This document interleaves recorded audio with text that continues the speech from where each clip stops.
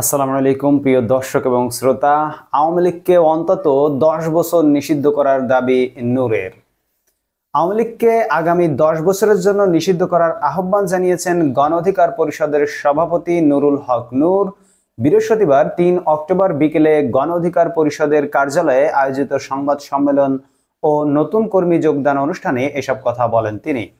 নুরুল হক নূর বলেন, গত 1.5 দশকে ক্ষমতায় থেকে আওয়ামী লীগ দেশে নির্বিচারে গুম খুন চালিয়েছে।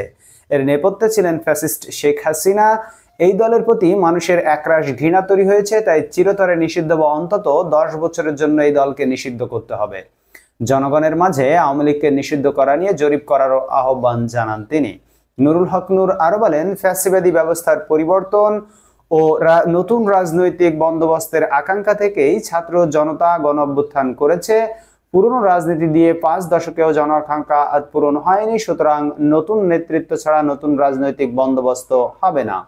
তাই বিকল্প রাজনৈতিক শক্তি হিসেবে গণ অধিকার পরিষদ আগামীতে স্থানীয় নির্বাচন সহ এককভাবে জাতীয় নির্বাচনে যাবে। সে লক্ষ্যে গণ অধিকার পরিষদের নেতাকর্মীরা কাজ করছে। আসন্ন নির্বাচনে 300 আসনে প্রার্থিতা দেওয়ার ঘোষণা দিয়েছেন তিনি। যোগদান অনুষ্ঠানের সঞ্চালনা করেন গণ অধিকার পরিষদের যুগ্ম সাধারণ সম্পাদক হাসান আল মামুন।